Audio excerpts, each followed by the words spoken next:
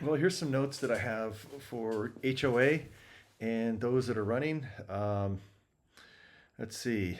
The one that I would say is to reduce the steps to a goal. If you have to do plants or a watering system, or you want to change the design of the front or backyard, um, I would say like a phone app or an easier way, because it seems like there's too many steps. It needs to be narrowed down into less steps and just to make it easy overall. Because I have seen when I've gone and done my own stuff, frustration with people that are working because they don't have the time to go to these meetings and or make it on time because they have family or work obligations. So folks like me that are retired, it's a little bit easier. But I'm just suggesting reduce the steps to changing uh, your plants or whatever you're going to do for a project. Um, and that's what I have on that. Also, company vehicles. Is there a way to reduce, maybe cover the sign with maybe a magnetic kind of blending color?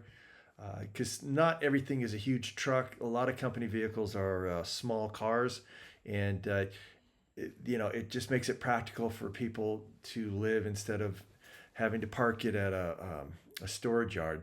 So just a suggestion there is maybe a way to cover it up with a magnetic sign with no lettering on it, or allow them to do it.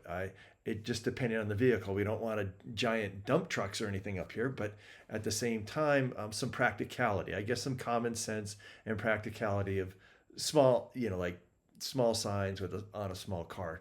Um, in terms of the meetings, I attended one meeting already, and I think it would. I know right now you cannot videotape meetings, but a suggestion for those who have children or picking up kids from school or work, that having it recorded makes it easier for folks to look through and go, oh, what did I miss? Because not everybody can make those meetings, but they do want to see them. So how do they do that? So currently, it's illegal to videotape inside an HOA meeting. I'm suggesting they change that rule. We do it for other meetings, city council, where they have cameras on. And I think sometimes cameras lower the temperature of the room when people are frustrated and angry because they know they're on tape. So, just a suggestion on that. Now, the one in my area, dangerous dogs and rusted out fences. Those are things that are concerns for the community. When the sprinklers are on and they spray these fences, they get rusted out, and it makes it very dangerous for someone who doesn't know that that fence cannot hold those dogs. Now, we've had a couple incidences, uh, one, actually two, that for me, with dangerous dogs. I had a friend who was out running and was chased down by four huge Rottweilers, but he was athletic enough to climb up on this concrete fence and do a muscle up, which is really hard to do. And he was able to wait until I got there and called the sheriff's department, and the dogs broke out because the fence not can't hold a 100+ pound dog, especially four of them. The other is with the water damage, they need to check the sprinklers at the angle so it doesn't spray the fence, because it is metal and it will rust out. And a lot of the fences are rusted out, which means there's really no protection for you walking your dog or child. I recommend people that walk near large dogs always carry pepper spray, because if it does happen, at least you have a chance. Uh, Barking dogs and loud music. How do we address that, especially if they're renters? How do you lower the temperature of the room and also get things done in terms of, uh, having some common sense to how loud or the music is, or at a certain time, because it does get ridiculous because people have to work even on Saturdays and Sundays. You would think, well, Saturday night people aren't working, but a lot of people do work on Sunday and Saturday. So just FYI on that. Don't know the policy of how to make that stop. except call the sheriff's department. That seems to work pretty good. Let's see, e-bikes, you addressed that at the HOA. I didn't know the difference between pedals and pegs on these electric motorcycles, some that go as fast as 60 miles an hour. I had no idea that they go that fast.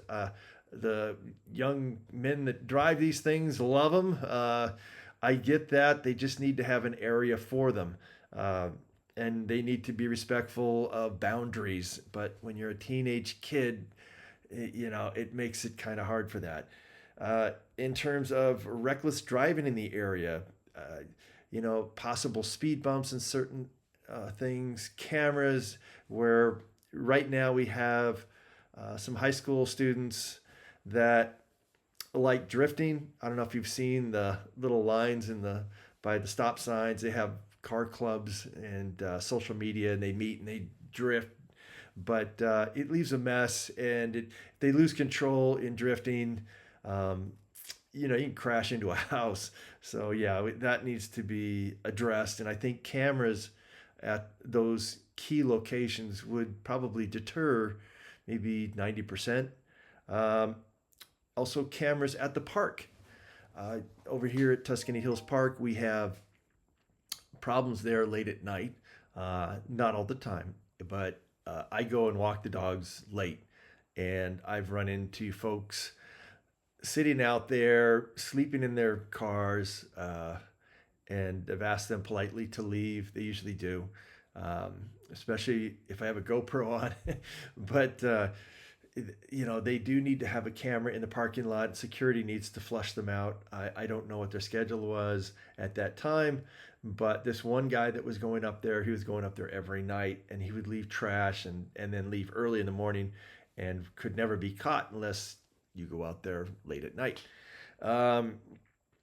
Renters not following the rules of HOA. HOA has rules for those who pay, but for renters, they don't care. They could leave their trash out, park their cars weird, or so that sometimes is a slow process to get bad renters out, especially in California, but one of the concerns of the community. Let's see, camping, driving, wild animals. I had an incident with skunks. There's another one out there I'm going to go pick up, but we have dead skunks getting run over, and they're in the middle of the road, and sometimes they stay there for 2 to 3 days, sometimes longer, because no one picks them up. Guys like me go out there with a plastic bag. I'm worried about the Junta virus, but I do sometimes go out there and clean up, but maybe animal control, or I wish more folks would go out there and pick up the dead animals and throw them in the trash. And the last but not least, just the meetings online. I know that it's not allowed right now, but I think it is a good idea for those who are working, have children, forgot the meeting, or want to find out, because it is needed information. Not all of those can attend. And that's what I have for the HOA folks that are running. And we'll get to the videos next. Okay, bye.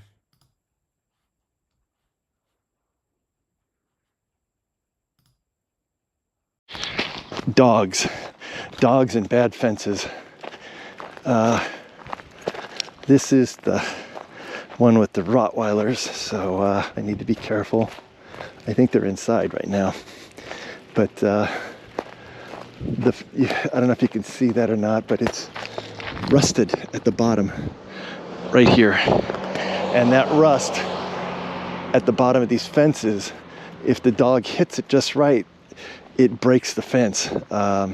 They did put railroad ties up here, but like I said, I don't even walk my dogs here. I had a friend who was running, and he went over here. This guy was super athletic though. The Rottweilers broke out right from this fence, and Moses, who is an avid distance runner, was able to jump up onto this fence. I don't think I could have done it, but he was able to. He jumped up on the fence and he called me, and I went out there, and there was 4 Rottweilers, large. So anyhow, that's softball, Summerhill Park. Now, this spot right here, kids are practicing throwing the baseball, and the balls go out the street. There is no fence. They need like fencing, just a suggestion, because some kids, when they see a ball, they'll run after it without looking, and we'll go into the street and try to get the ball, and nobody's been hit, but there is no fence there, just FYI.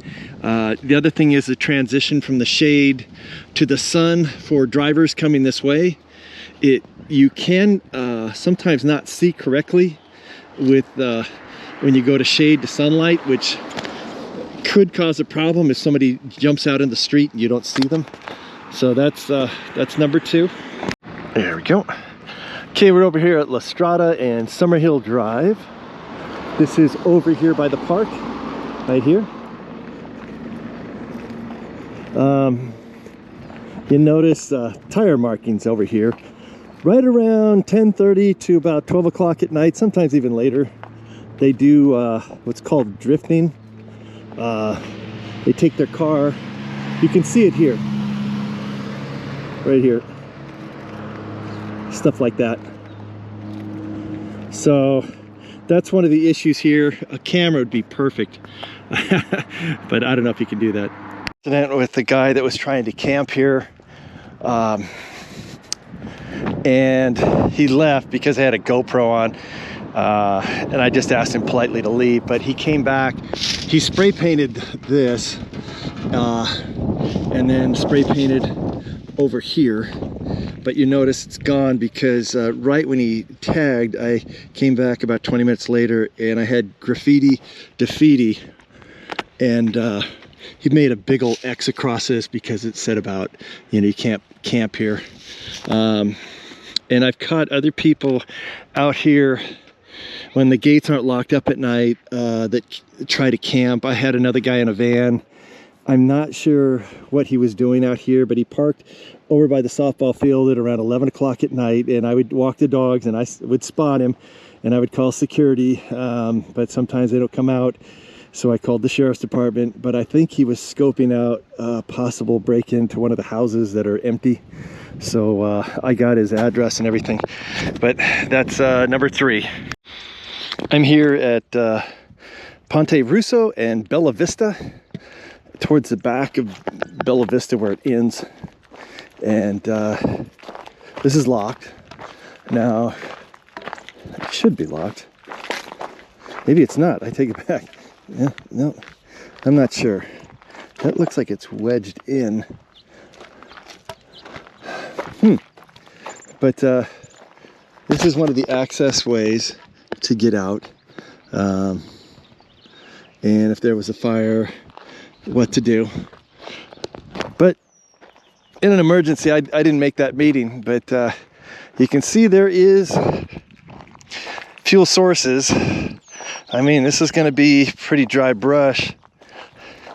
Is there going to be any clear cutting or any controlled burns? I'm not sure. The fuel out here isn't as bad. It looks like they divided it up out there. It would be a slow burn, but if it's strong winds like they had in LA, then it wouldn't be good. But I just thought I'd bring that up. Clear cutting, controlled burns, and water supplies. Do we have everything ready if we did have a large fire out here? I go out here and if I spot any homeless, I usually turn them in. We haven't had a big homeless problem out here as much because there's no 7-Eleven store to get their sodas or cigarettes, but still can happen. So anyway, that's the other one. This has been sitting here for over 2 days. It's a dead skunk. You'd think maintenance would pick this up. They don't. Whew. It's definitely a dead skunk. It's big.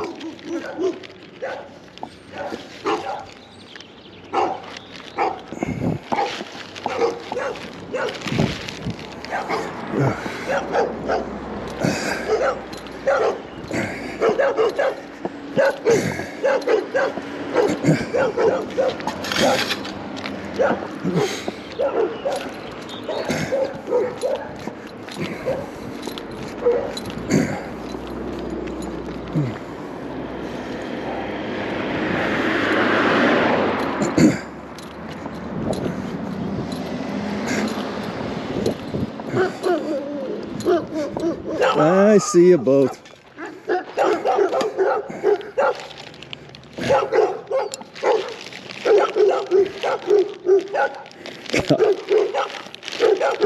Try to do a good thing and want to get dogs barking at me. Ugh. Not a pleasant thing to do. But I do kind of wonder where maintenance is. So anyway, dead skunk in the middle of the road. Over here by the park here at Summerhill.